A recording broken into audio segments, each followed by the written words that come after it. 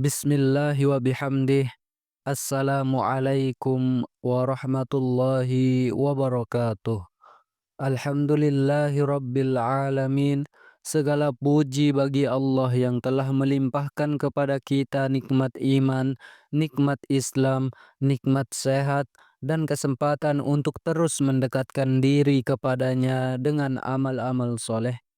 Salawat dan salam semoga senantiasa tercurah kepada junjungan kita Nabi Muhammad sallallahu alaihi wasallam, kepada keluarga beliau, para sahabat, para tabi'in, para ulama, para habaib, para kiai, serta seluruh umat beliau hingga akhir zaman. Pemirsa Daily Iman yang dirahmati Allah, pada kesempatan kali ini kita akan membahas dua ayat yang sangat agung dalam Al-Quran yang oleh sebagian ulama dan para kiai disebut sebagai ayat penuh fadilah. Bahkan di tengah masyarakat sering disebut dengan ayat sakti, yaitu dua ayat terakhir surat At-Taubah yang masyhur dengan sebutan ayat Laqad Ja'akum. Namun perlu kita luruskan sejak awal, dalam pemahaman Ahlus Sunnah wal Jamaah, tidak ada ayat yang sakti dengan sendirinya, tetapi seluruh ayat Al-Quran adalah kalam Allah yang penuh berkah.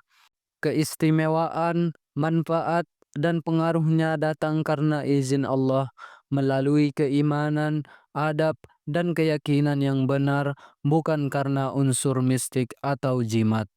Pemirsa Daily Iman, yang dimaksud dengan ayat Laqad Ja'akum adalah dua ayat terakhir dari surat At-Taubah, yaitu Quran surat At-Taubah ayat 128 sampai 129.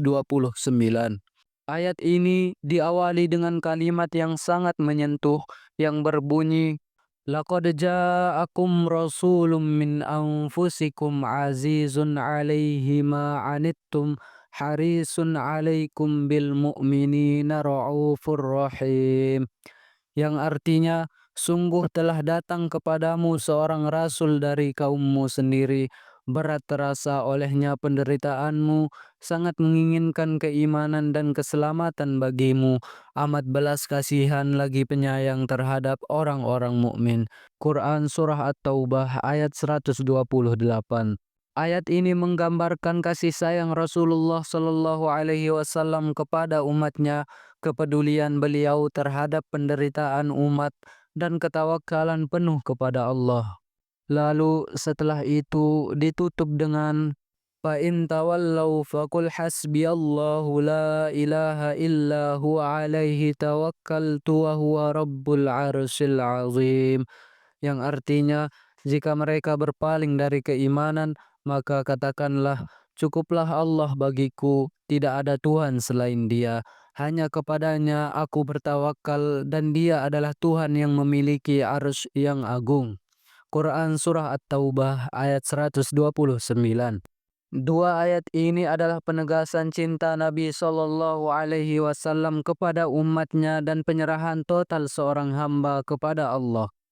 Pemirsa Daily Iman, para ulama Ahlus Sunnah wal Jamaah menjelaskan, penyebutan ayat sakti di kalangan masyarakat bukan bermakna mistik, tetapi sebagai ungkapan bahwa ayat ini memiliki fadilah besar. Imam An-Nawawi, Imam Al-Ghazali, dan para ulama tasawuf Ahlus Sunnah menjelaskan bahwa ayat Al-Quran dapat menjadi wasilah kesembuhan, menjadi wasilah kelapangan rezeki, menjadi wasilah ketenangan hati selama diyakini bahwa semua itu datang dari Allah, bukan dari ayat itu sendiri. Sebagaimana firman Allah, dan kami turunkan dari Al-Quran sesuatu yang menjadi penawar dan rahmat bagi orang-orang yang beriman. Quran Surah Al-Isra ayat 82. Maka ketika para kiai menyebut ayat Laqad Ja'akum sebagai ayat penuh keutamaan, itu selaras dengan dalil Al-Quran, bukan menyimpang darinya. Pemirsa Daily Iman, para ulama menyebutkan beberapa fadilah dari ayat ini, di antaranya yang pertama ayat peneguh tawakal. Ayat 129 mengajarkan doa tawakal yang sangat kuat. Hasbiyallahu la ilaha illa huwa. Ini adalah kalimat yang mengandung penyerahan total, pengakuan kelemahan hamba, keyakinan penuh kepada Allah. Rasulullah Shallallahu Alaihi Wasallam bersabda, "Seandainya kalian bertawakal kepada Allah dengan sebenar-benar tawakal, niscaya Allah akan memberi rezeki kepada kalian sebagaimana burung diberi rezeki." Hadis riwayat Tirmizi. Yang kedua, ayat yang syarat doa dan kasih sayang Nabi Shallallahu Alaihi Wasallam. Ayat 128 menggambarkan bahwa Rasulullah Shallallahu Alaihi Wasallam sangat peduli dengan penderitaan umat, sangat menginginkan keselamatan umat, dan penuh kasih sayang. Membaca ayat ini berarti menghadirkan rasa dekat dengan Rasulullah, dan para ulama Ahlus Sunnah sepakat bahwa mencintai Nabi adalah sebab turunnya rahmat Allah. Yang ketiga, ayat yang diajarkan untuk perlindungan dan kelapangan. Di banyak pesantren Nahdlatul Ulama, ayat laqad ja'akum dibaca untuk memohon perlindungan, untuk kelapangan hidup, dan untuk ketenangan batin. Bukan sebagai jimat, tetapi sebagai wirid doa Qur'ani. Pemirsa Daily Iman, pertanyaan yang sering muncul, mengapa dibaca 7 kali? Dalam tradisi Ahlus Sunnah wal Jamaah, pengulangan jumlah tertentu bukanlah kewajiban, melainkan metode riyadhah, latihan spiritual.